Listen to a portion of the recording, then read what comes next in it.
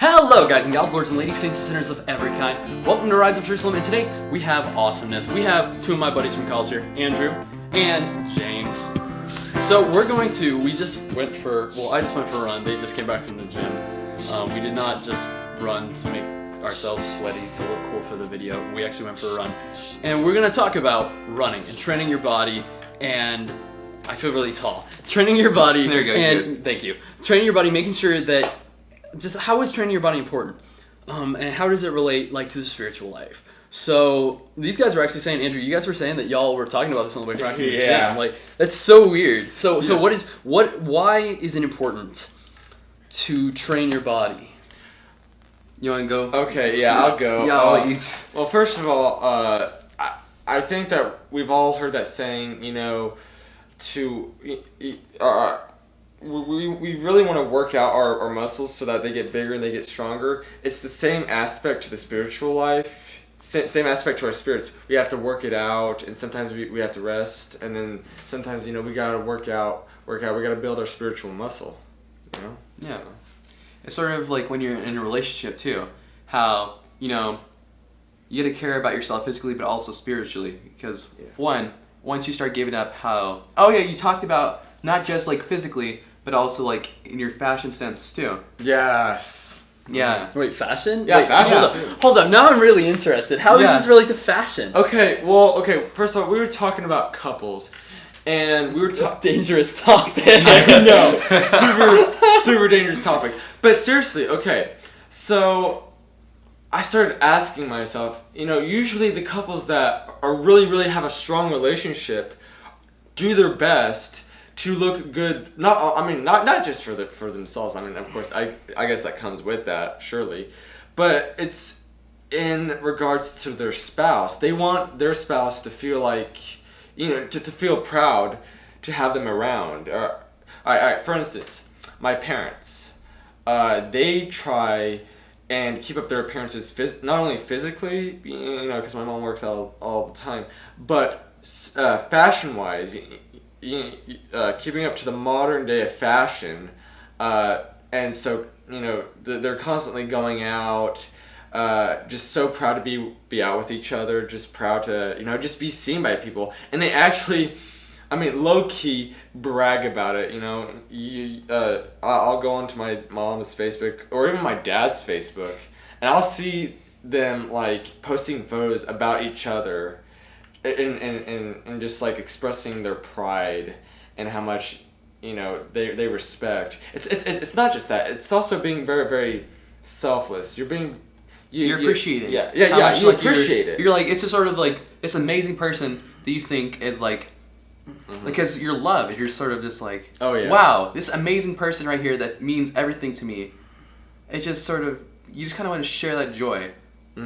And then, of course, for those of you who are watching this, may notice those couples that don't have a very, very strong relationship with one another. I notice they don't really keep up to date with their fashion sense, or they don't really brag about their spouse that much, or they don't keep themselves up physically in shape. Yeah, all right.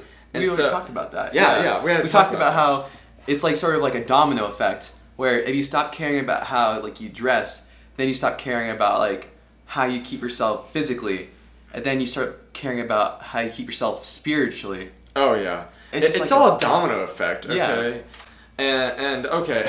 I can't know how I'm going to say this. I'm going to talk about the Johnny Depp thing. Oh yeah, just talk Johnny about Depp. We talked about Johnny Depp. Johnny Depp?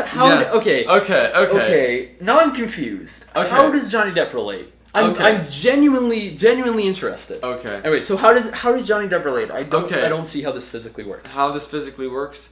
Okay, well, Johnny Depp is a good-looking guy. Okay, we can all relate to that, or, see it. But spiritually, he's just disgusting. Whenever you meet Johnny Depp up front, he sounds like he's dead.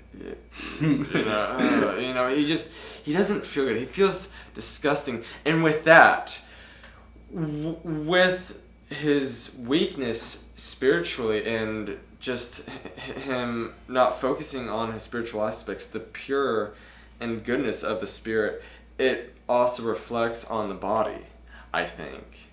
No, I don't think, I know. Sort of just you'd be like hollow. You become hollow. So you're saying like how you are spiritually directly affects how, or how you are physically directly affects how you are spiritually. So if you're spiritually weak, then you're going to be physically weak as well. And if you're physically weak, you're going to be spiritually weak. To be honest with you, there's no... A lot of people see it. To me, there's really no need, and there's no point to physically get built if you're not spiritually built. Because, I mean, yeah, you might look good and all that stuff, and you might, look good for the ladies, but then what else do you have to offer? Okay, because pretty soon that's going to die away. Yeah. That's going to die away. And what do you have left? Exactly, because, as we get older, physical stuff starts to fade. Not just looks, but just, like, body texture, you know? And just sort of just how... It's just kind of just incredible how... I mean, you may not be physically built, but spiritually built, you still have that. That's always going to stay, as long as you keep working on it. I mean, you can keep working on your physical physique as you get older, but it just gets harder and harder and harder. So you're saying that does it like, okay, so honest question, real talk, does it help you guys, do you feel like it legitimately helps in your spiritual life when you are physically fit? Yeah. I think that you have to try your best. I think it's mutual. I think it's both mutual. You have to strive to be spiritually fit and physically fit. Yeah. So what would you guys say about this verse in the Bible? So it's 1 Corinthians 24:27. Do you not know that the runners in the stadium all run in the race, but only one wins the prize? Run so as to win. Every athlete exercises discipline in every way. They do it to win a perishable crown, but we an imperishable one. Thus, I do not run aimlessly. I do not fight as if I were shadowboxing. No, I drive my body and train it for fear that after having preached to others, I myself should be disqualified. So you could say in this that Paul is saying it doesn't matter if you've trained your body as long as you're spiritually fine. Mm-hmm. What would you say to that? If someone told you that, like you could be as awfully physically fit as you want, but spiritually you could be fine. To be honest with you, the physically fit thing, I don't think it matters too much.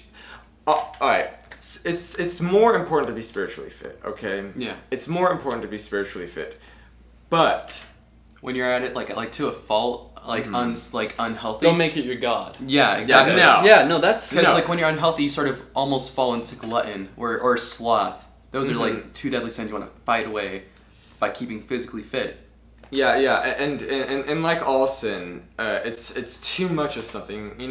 We all like to eat, but whenever we eat too much, or eat to a point where we don't really need to eat that much, that's gluttony, or workaholics. You want to work, but you don't want to work like constantly to where or drinking. It's okay to have a beer or so, but to be an alcoholic. So it's the same with working out. Or the same with like being fit. You don't want to make it your god, okay? But you want it to a point to where and plus it makes you feel good. It makes you feel good. Plus, not only working out, but also eating healthy, so you can live longer to appreciate God and follow the right path. And inspire others to follow the right path as well. So it comes to do with something that we talk about all this time on the channel, as y'all viewers probably remember, is that this church that we have in Catholicism isn't a either or church, it's a both and church. Mm-hmm. It's fine to exercise, it's fine to be spiritually fit, because being physically fit and spiritually fit. But isn't another point that I want to add here is that it doesn't matter. Okay, correction. It does matter how physically fit you are because you've been given this body, and why don't you uphold it? That's the problem I have with people who get tattoos. It's if you get a tattoo, some people would argue that that's mistreating your body. please don't erupt in the comment section about that. Not the topic of this video. If you want me to talk about it, we'll talk about it another time, but just laying it out there. But some people will say the same thing. It's like you have to train your body, and by training your body physically, you're basically giving thanks to God for the ability that He's given you to be able to run, to be able to be stronger. Yeah. Like, what do you guys think about that? Truth? Yeah. That was all right. Come on. Don't even have anything to add there. No. Yeah. I mean, I think that in all honesty, you're just you're glorifying it more. You're glorifying.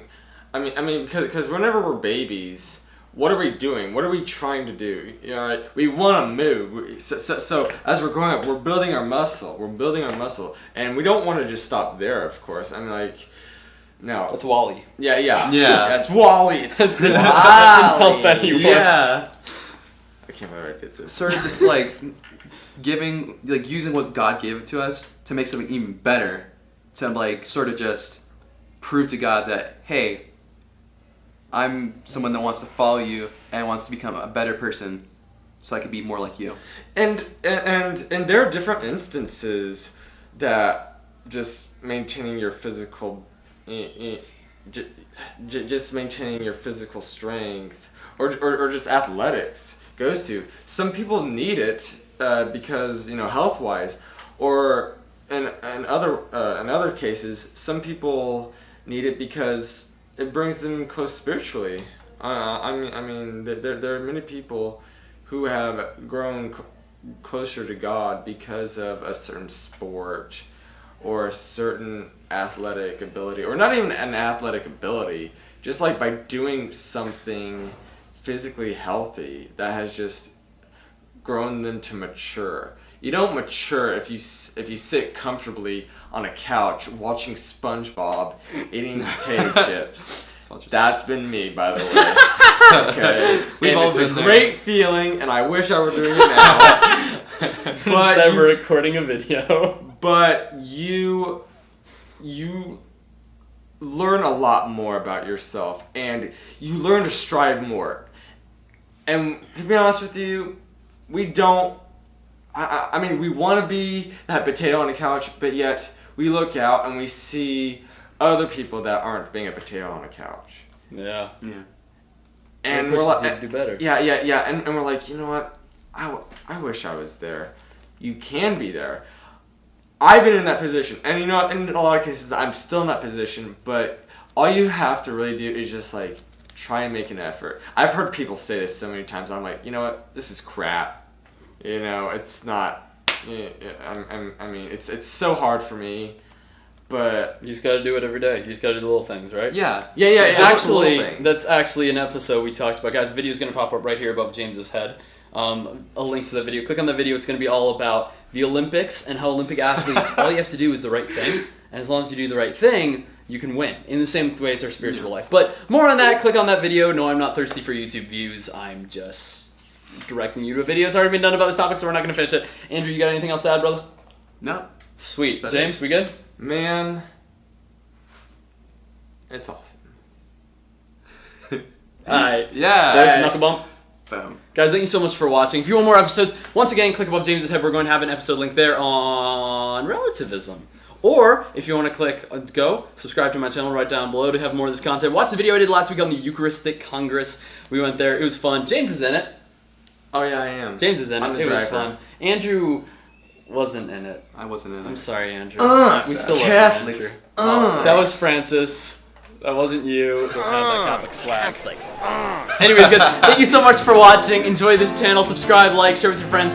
And, yeah, as it was in the beginning, as now, never shall be, rise up and live.